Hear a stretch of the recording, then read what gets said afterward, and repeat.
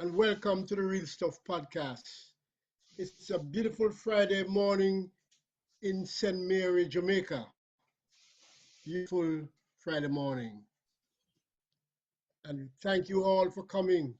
This morning we have with us my co-host Courtney and my other co-host Max Toinette, a poetess. And our special guest, another poetess, Cezanne, a poetess now working out of England, UK, London. She'll tell us much more about that. And I'm very good to see you all shining brightly, fantastic headgear and all that. Lovely. Wow. And Courtney, I don't know if you see that it's a first for a long time where we have male and female in the same numbers. Yes. We're very, very happy about that, especially about those radiant smiles, you know. Well, Okay. well, you know, it's good to have gender balance. Always, always, always.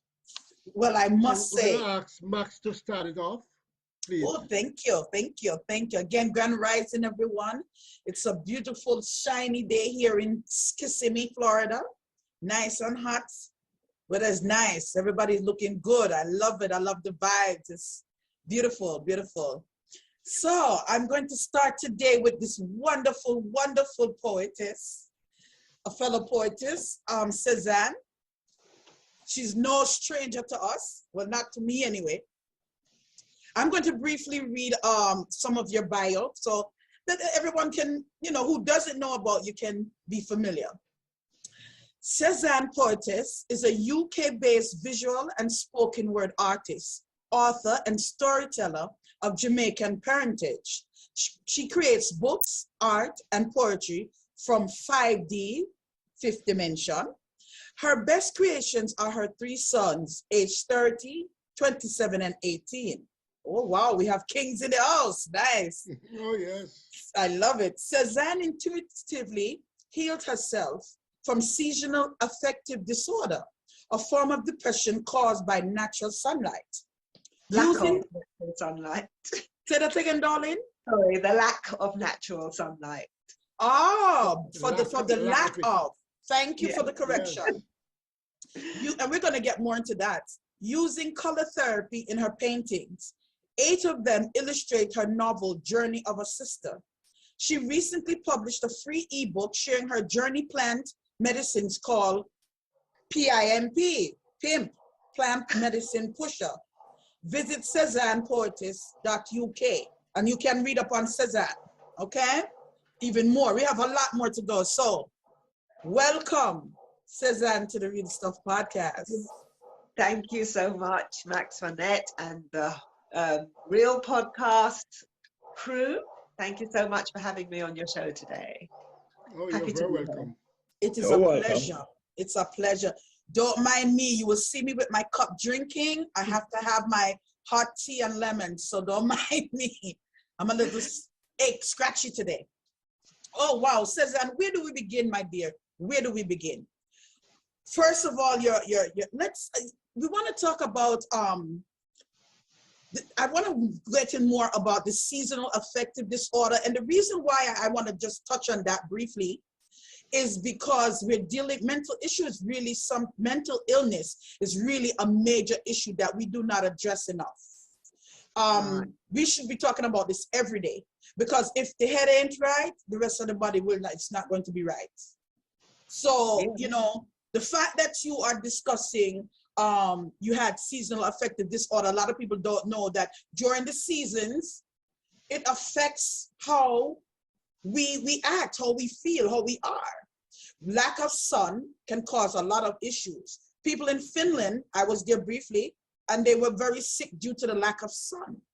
So could you, you know, tell us a little bit more about that, and then please go on to let us know who is Cezanne. Okay. Yeah, so seasonal affective disorder is a form of depression, as I said, caused by lack of natural sunlight. And in the UK, as you know, we don't get enough sunlight. So a lot of us are suffering from, you know, it causes low energy levels. You just, every winter, I would just have this state where I didn't even want to open the curtains. I didn't want to look outside at all the grey. And it was just like a real, you're under the weather type feeling, basically. And I would get that every winter. But then the year that I painted my paintings, it happened to be winter. And, you know, like all the colours, you know, the colours in the paintings. Beautiful, beautiful. I didn't know about colour therapy at the time, but I realised that year that I didn't get my symptoms, my usual symptoms. And people kept commenting on how colourful my paintings were, how bright they were. And it led me to study colour therapy and then to teach it as well, you know.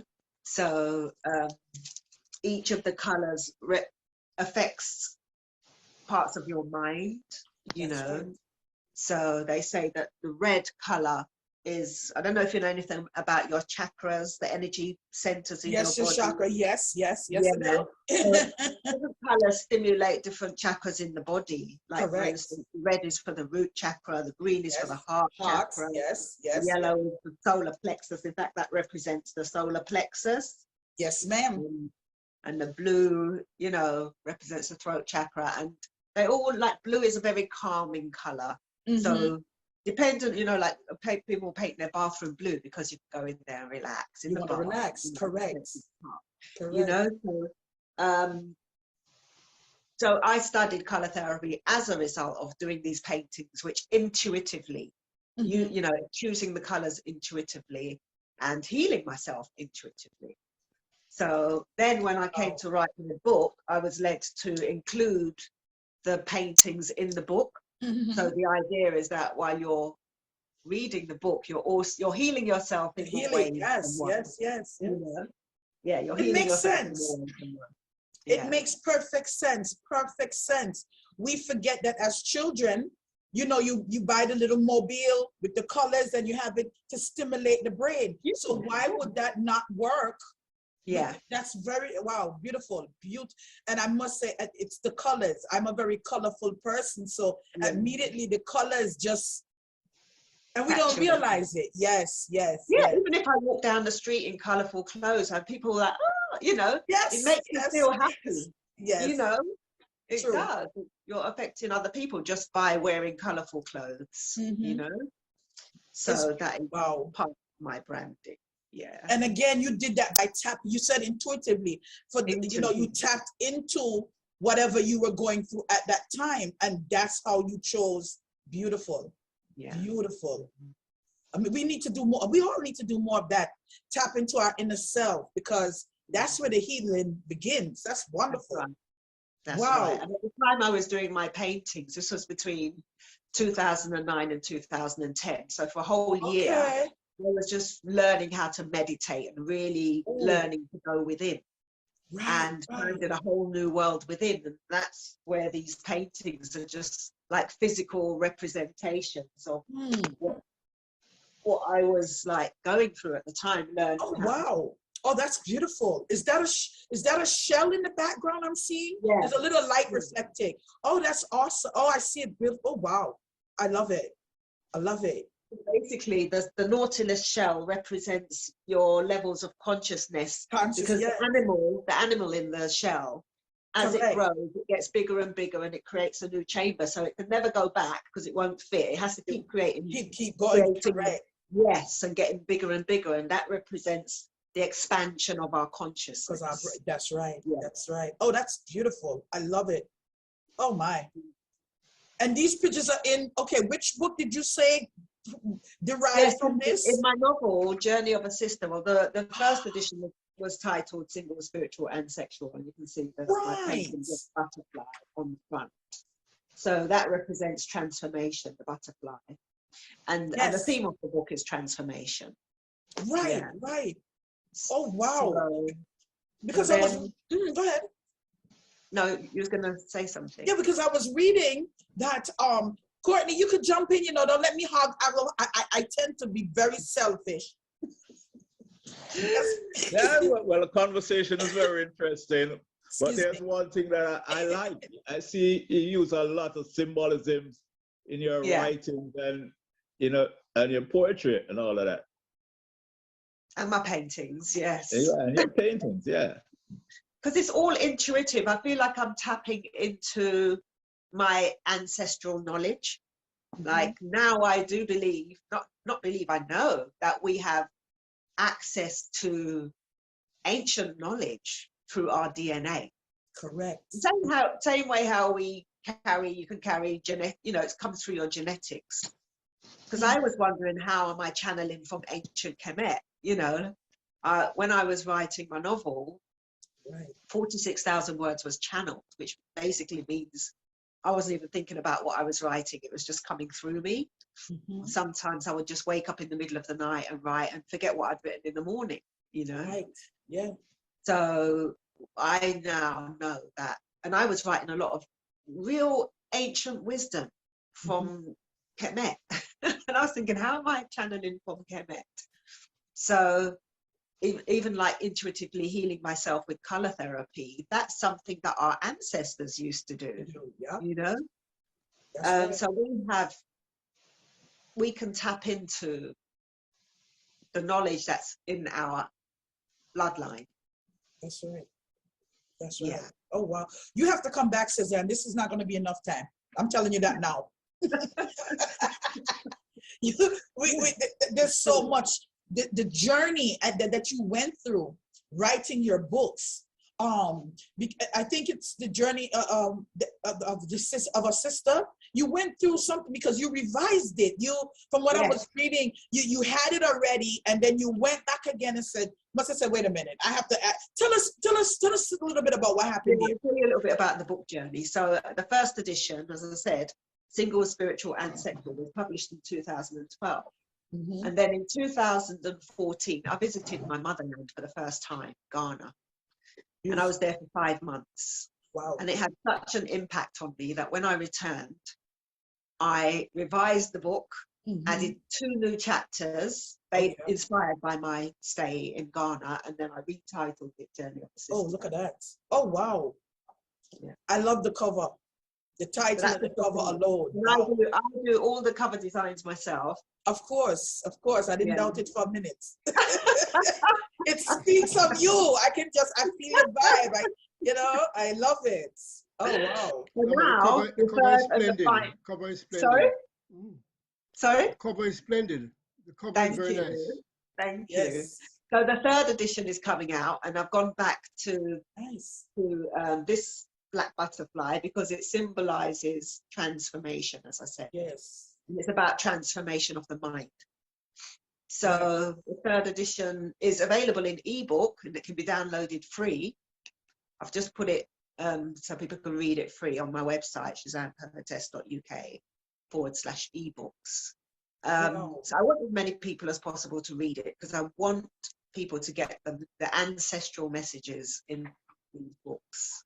It's a beautiful Black love story, but it's also got some messages in there, and the whole journey is back to ourselves, remembering who we are as melanated people, and reconnecting us with our motherland, because some of us, we were totally disconnected from our ancestral roots, and the journey is to find our way back home. True. Partly an inner journey and partly the outer journey back to the motherland. Beautiful. Wow. So let me make sure I'm right now. You have Journey of a Sister, Seeds of Love, and tell me about that. It's a book of poems. It's my debut poetry collection. Beautiful. So all the poems in the Seeds of Love collection feature in the novel. So in the story, she's writing the poems. Story within a story. I love it. Yeah. The poems. Oh, wow.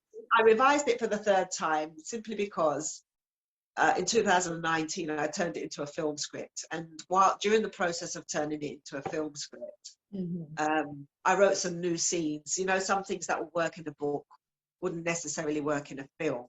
Right. So I wrote some new scenes, one being Suzanne's first performance in year 1.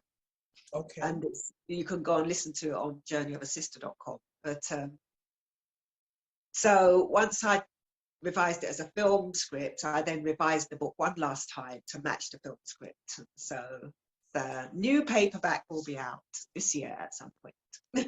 Beautiful. And your paintings as well. I see you have another one back there hiding behind you. With this one? That one, yes, that one in particular. Pick me. Yeah. I love this. This is a new story. I wrote it in January. Oh, this January gone? Yeah. Oh, beautiful. It's very new. And I've recorded it. It's up on my Cezanne Poetess YouTube channel. You can go and listen to the story that goes with it. And you can actually get prints of the posters as well. They go with the story. So it's a lovely short story about the purpose of flowers. And it basically follows Rose on her journey from the seed planted underground to growing, you know, shooting up, meeting all these other seedlings and having a discussion about their purpose. You know, so they're saying that, you know, like some of them want to be picked and some of them want to stay there, you know. So it's just a really lovely short story. Yeah. I love it. I love it. It seems like you have a very active mind. Well, this one, I call them downloads because it's not like I sat down with an intention to write a children's story about a flower. It doesn't work like that. They're downloads. So I was actually about to write something else, and this poem just came through. Not poem, story, just came through, and I just kind of go with the flow. And so that was the first. And there's another story in between. This is the first story that I've written in about 5 years. And the reason being, so I'm not going to even go into all of that, but so about 5 years, there was no writing, no art, no nothing coming through. And my story is I was working with plant medicines to help to open me up again.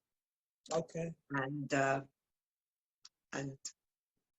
I had a little breakthrough in January, and since then I've just been getting all these downloads again. You know? So since January, I've written the Pick Me story, another short story called The Sheep That Dared to Dream. That's going to be out soon. I've recorded the Ho'oponopono prayer. I don't know if you've heard it. No, I have not. Yeah, it's a lovely meditation prayer. And all of this is on your website, correct? Yeah, they're on the YouTube. Okay. There's a new channel I've just started called Soul Purpose Tribe. Okay.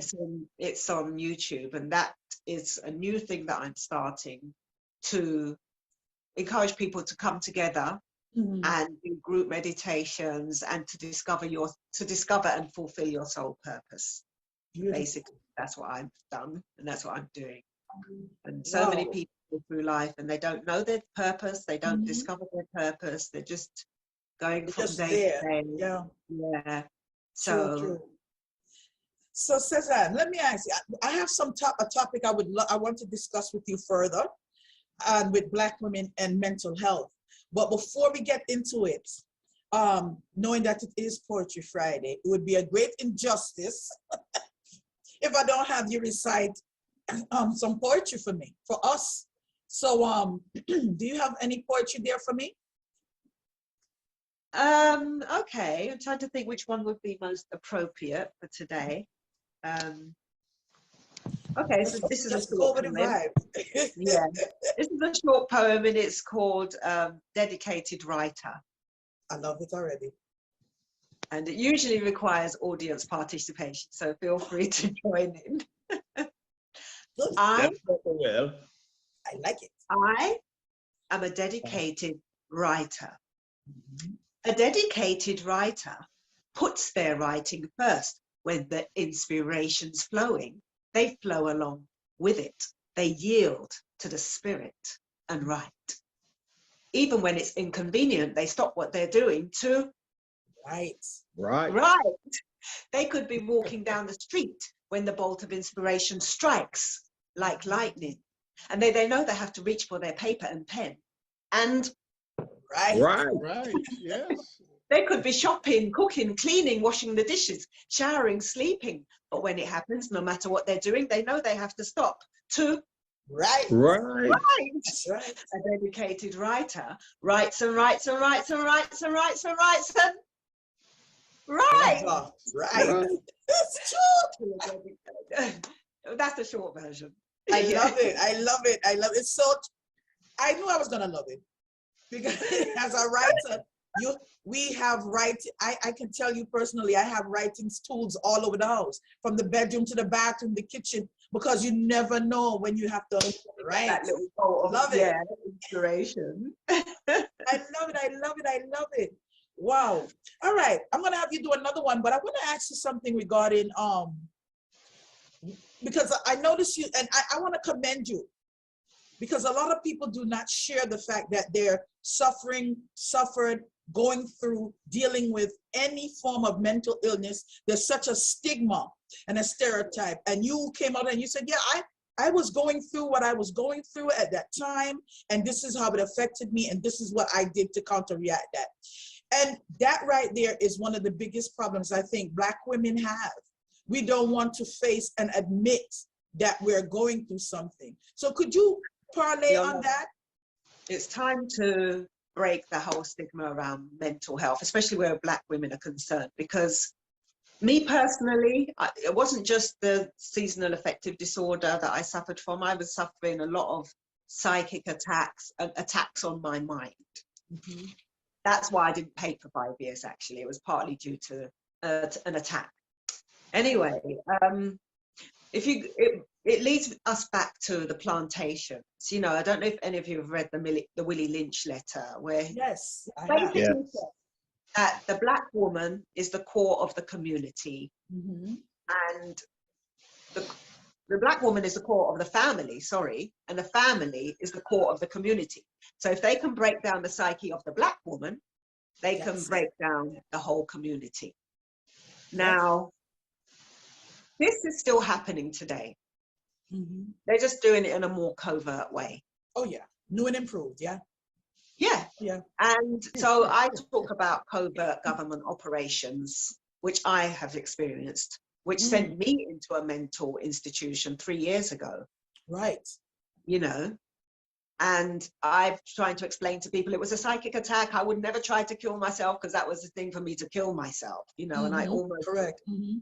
So a lot of Black women are under attack by covert government operations, attacks on the mind. So they have technology which they can use against us. And I personally have experienced it. So that was the reason why I spoke out about it, because what happened with me was very public.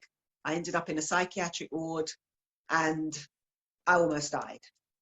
Right. So recently, since I've started writing again and channeling again, because in 2016, they used whatever technology it was on me. They call it a DEW attack, DEW, direct energy weapon.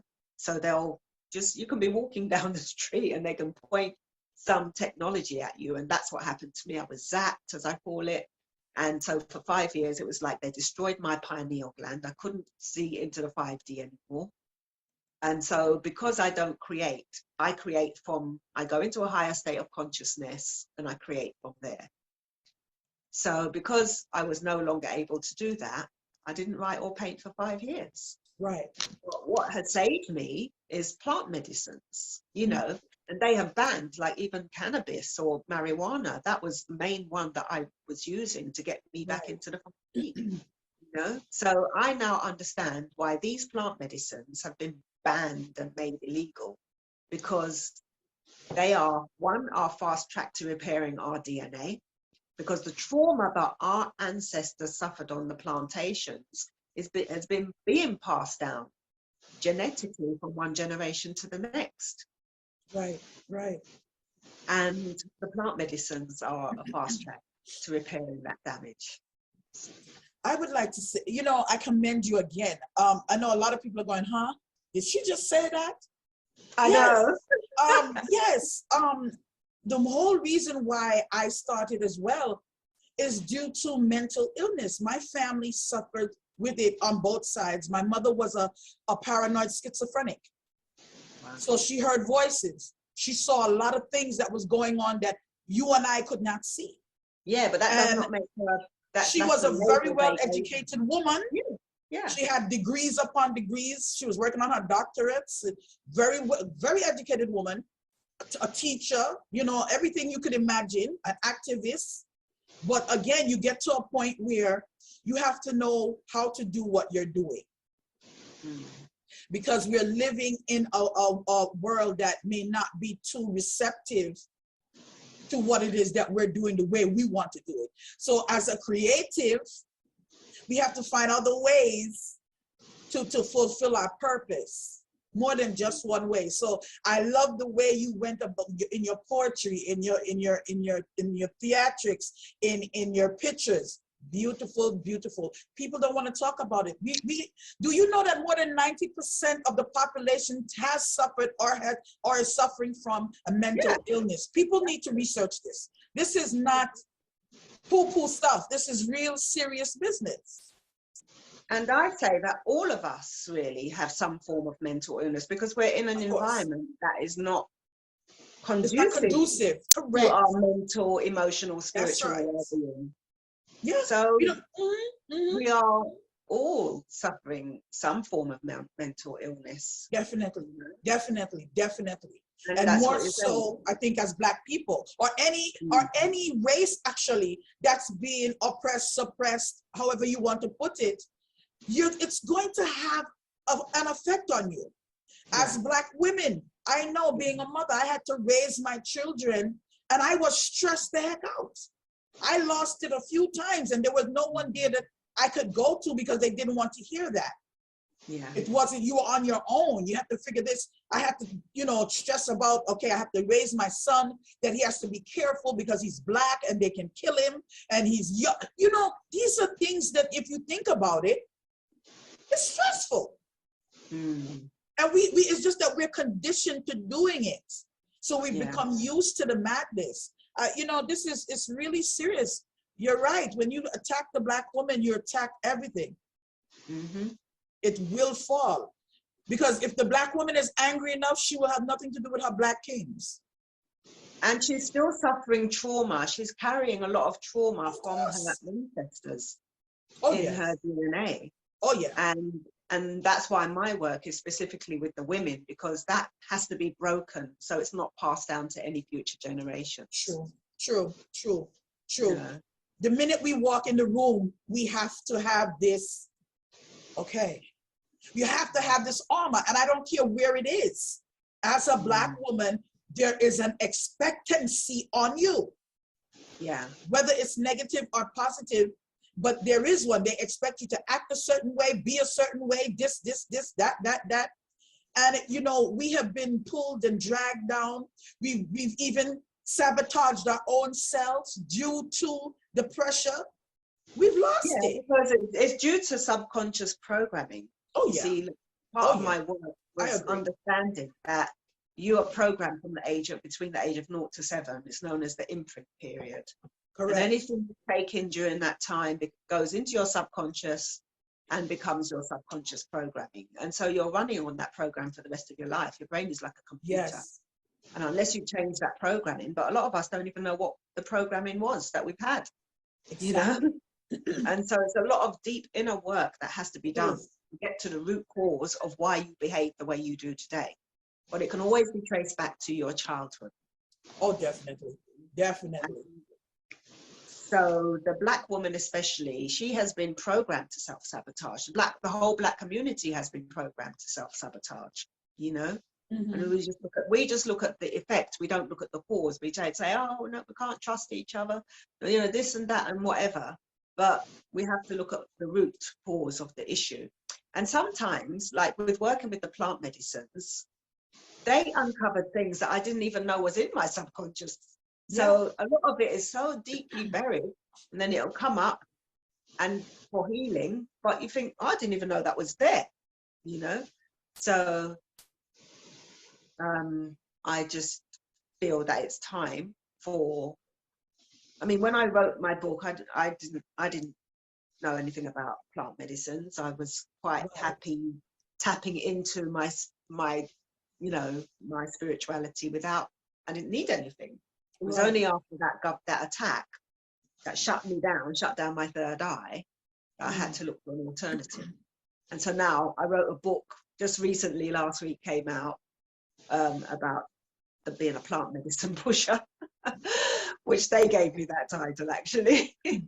So the reason I wrote Journey of a Sister, I just wanted to share everything I had discovered since asking God for the truth, because my awakening began in 2001, and I was still a Christian, you know, happily going to church and building a relationship with my Creator. But I had a lot of questions, like so many things didn't make sense about what I was taught to believe. And then one night, I believe I channeled this letter because I can't remember writing it. Okay. I got questioning God, you know, about, you know, lots of different things to do with the Adam and Eve story, the fall of humanity, you know. And at the end of the letter, I asked God for the truth, you know, and that was from there, I took a new path on life, and I ended up leaving the church, going into the Black conscious community, doing a Black history course for a year, you know, learning You're researching. you know, learning my history before slavery, because you know they want to tell us that we're just slaves, you know, and learning about our rich history and my, you know, my ancestors from ancient Kemet, and then I learned about melanin and what melanin is, because before I used to be like trying to lighten my skin, but when I learned what melanin is, I thought, oh my God, I wish I was darker. You know? Right. And then I learned about our hair and how our hair is like an antenna and it picks up messages from nature and the universe. I'm curious, Cezanne, if I can interrupt. Did any of these findings and knowledge reflect in your poetry? There's the poem, Who Am I? Read that for me now. Do you have it with you there? No, I can recite it. Go right ahead. Let me hear it. Who am I? I am a remnant of my ancestors, torn from my motherland by the rape of slave traders. Who am I? I am a watered down version of an African queen.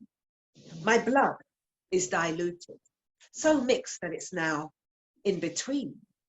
My skin is no longer its original color, rich, dark, like black gold, the color of tar. Yet still I have royal blood flowing through my veins, for my ancestors were kings, queens, rulers, inventors, scientists, leaders. I am the descendant of a Kemetic dynasty, and I radiate my inner divinity. Who am I? I am from a rare tribe of Black people. We're called warriors, for we do not give up the fight for our freedom, stolen by Westerners. We seek to reclaim our culture, heritage, and identity, our mental strength and unity, for without these we can never be free. We use the positive parts of our history to break free from the chains of mental slavery, so we're not only physically but mentally free. We think and act for ourselves, avoiding the need to be indoctrinated by religion or negative media promoting self-hatred. We have a sense of spirituality and are not motivated by lust, worldly greed, or money. So now the question is, who are you? Are you from the same tribe as me?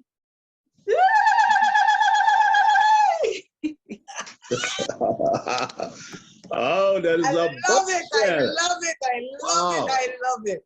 Courtney. Thank you. Wow, wow. In the recording of it, and in the recording, I did this, "La, la, la, la," and like the way it just kind of rose up out of me. I don't know. That was probably one of my ancestral mothers or somebody, because I can't do it like that again. But it was, "La, la, la, la," the way she just did it. So yeah. Beautiful. I loved it. I Wonderful, loved it. wonderful. I loved it. Grace us with another one now. Oh. So we're gonna wrap up in a few, and I need to get another one in. I need to hear what you got going on over there. My goodness, we don't have enough time to have you. We're gonna have you have to come back, Cezanne. All right. We've only begun to tap into Cezanne. There's too much. There's so many layers. Yeah, Beautiful. it's true. We are, because we are multi-dimensional beings. This Of is what I was course. saying. This is what I was saying in the plant medicine book. Mm. Like, these powers that be not, as I say, they want to keep us in this 3D. But we're supposed to be able to travel to other dimensions. Your body is what helps you to focus, to relate to the 3D, but your spirit is multi-dimensional. So we are supposed to travel to other dimensions. That's You're right. not supposed to need That's really deep. That's deep. No, it's true. Why you And think that's we what I'm travel when saying. we're sleeping? When you're sleeping, and also you can do it when you're Wide conscious. awake. When you're Your conscious. consciousness can Yes. leave your body without you dying. Correct. You know, and Correct. I've done it, so I know what I'm talking about. You know, I've done it as well. That's why I'm agreeing with you. I'm like, correct. but they don't want us to know this. And the plant medicines, they help to open your third eye. You see into the spiritual realm. Psychedelics, I'm talking about. Ayahuasca, you know. Ayahuasca, yes, that's another one, yeah. Magic mushrooms, psilocybin mushrooms, they help you, they open your third eye. You see into the spiritual realm. Now that's why they've been banned, because they don't want us to know that there's other ways dimensions. to get there. Yeah, there's other dimensions. Another dimension. The not just dimensions are unlimited. Yeah. Yeah. Oh yeah.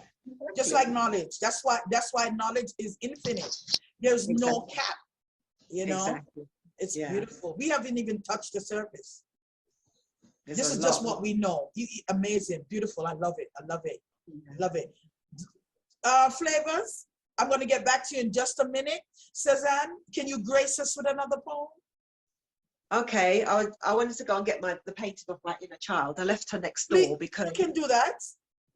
if you don't mind. I'll just quickly Go ahead. it won't be 1 second. Okay. Oh wow, this is beautiful. So again, how are you feeling, Courtney? I know that one touched you deeply regarding the chakras and the dimensions. I saw you light up over there. Yes, yeah. It's it's really profound, what she's speaking about, and we know it's true. Oh, beautiful. Because many of us who have had that experience know that these things are true. And I just like what she's talking about. I just sit and listen. Because sometimes although things, you like to be schooled also. It's true. Or or revisit some of the stuff that you have learned or know. True, Yeah. true. Oh, Cezanne has joined us. Yeah, I just want more people to be talking openly about these things, so they're not stigmatized. Mental health, plant medicines, like they banned the plant that they made a chemical version of, and then they banned the plant that came out of the ground, Herbs are the healing of the nation. Yeah. So anyway. What you have there for us, Cezanne? So this is a picture of my inner child. Oh, so beautiful. I was a blocked writer and artist for over 20 years. Is that kente cloth she has on there? Yeah, she's wearing a kente skirt. I love it. I love it. So the poem is the struggle that I went through to set my inner child free. It was inspired by the book, The Artist's Way, by Julia Cameron. That's the book that I say saved my inner child's life. It taught me how to nurture my inner child and to think of myself as a channel for the creator to create through. So that was back in 2000, the year 2000. And so one of the first poems that I wrote when I unblocked as a writer was this poem, My Artist Child. And the first painting that I did was of my inner child. Beautiful. So the poem goes like this. Cezanne, my artist, is a child. I call to her and she answers me with a poem, a dance and a squiggle dee. She loves to be free, my artist, free to explore her creativity with no limitations or boundaries. So what's stopping her? Me. Yes, me, the adult, constrained in what I can see, stuck in my blocks and adult mentality. You can't do that, I scold as she tries to break free. I want to paint, she says. No, I reply, frightened of what she may tell of me as she paints away free. I want to write, she cries. No, no, I squeal at the thought of my thoughts on paper she may reveal. I want to dance, she pleads. No, no, no, my senses scream. At your age, start to prance. Please, can I sing? She begs. She wants to paint. She wants to write. She wants to dance. She wants to sing. How can I deny my artist child these things? How can I refuse her the right to be free to express her creativity? So I give her the paints and the time of day. I give her the dance classes she's always craved. I allow her to write when her spirit takes and to sing. Yes, to sing with the voice that God gave. I take her out on our artist state and feed her images for her to relate back to her play, play, work day. Now, my child, go and create. Thank you. Wow. That was beautiful. That was Brilliant. That was beautiful. We all Well, I would forget say that it the again, child in us. our mind is very, very active. Very Beautiful. beautifully active. I love it. Thank you. I love it. I love it. I love it. I can sit. I wish. Oh, you got to come back, Cezanne. We're doing some things. I want to be. I need you to be a part of it. I'm going to talk with you and connect. And we need to, you know, because I want to get deeper into the mental health and the color therapy. And this is important because that piece, we forget that we all have this inner child in us. And this is the child that needs to come out. This is the love. This is the creativity. This is it. So we have to remember how to play. So I thank you for that, Cezanne. Oh my goodness, it's been wonderful, wonderful having you here. And I look forward to you coming back again. I would love to. Oh, you have to. You have to. There's a need. You have to. I'm happy to. Oh my goodness. And with that. But just a quick question, Cezanne, before you leave. Can color therapy be applied to other mental disorders? Oh yeah, definitely. Even in prisons, I have a friend who's a painter and decorator, and he was saying that the prisons were asking him to come in and paint certain rooms, certain colors. So like, for instance, if an inmate is having a really bad day or like rage, if you was to walk into a room with red walls, that would make you more angry. Of course. Whereas if you walk into a room with blue walls or green walls, that will calm you down. Correct. So it can be applied in the workplace, in any environment, you know. Yeah. I agree. Yeah. That's why I use earth tones in my dining area to have that subtle, comfortable, filling feeling. Bright tones in the kitchen. Yes, wonderful. Color therapies. We got to talk again. This was great.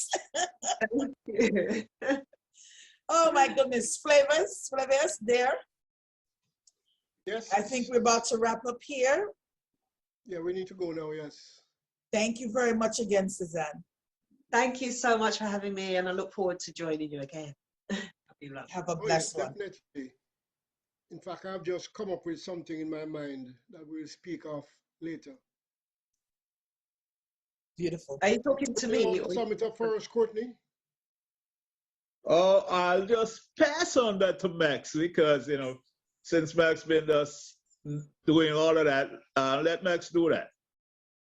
Go ahead, Max. I didn't hear what Flavius was saying. No, just to sum up, what we were talking about. Just off now. Okay, so basically, everyone, again, we had Cezanne Poetess today, and we discussed Black women must heal and mental health, and how she did that with color therapy and writing and paintings. And again, we have to remember that we're all in this thing called life together. We have to remember to take care of each other. Namaste and one love. Shay. Thank you very much.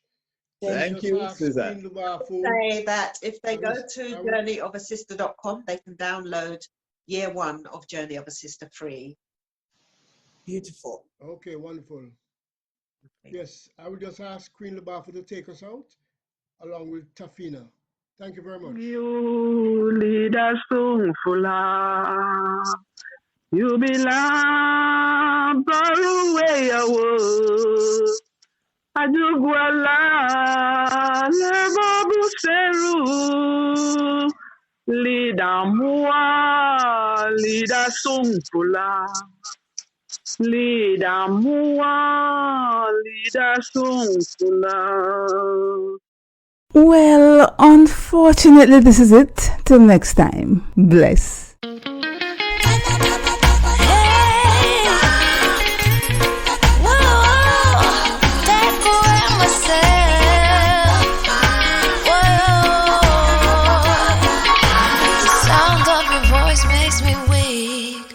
All you gotta do is just speak.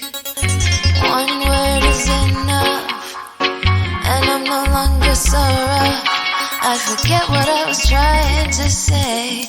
I no longer do what I was gonna do, but you're no good for me. That's why me know what set me if it could flee. Me have to take away me say. Me have to take away me say. Me have to hide like a thief in the night. Me have to get out the side. Me have to take away myself. I have to take away myself. I have to utilize my wings. Surely I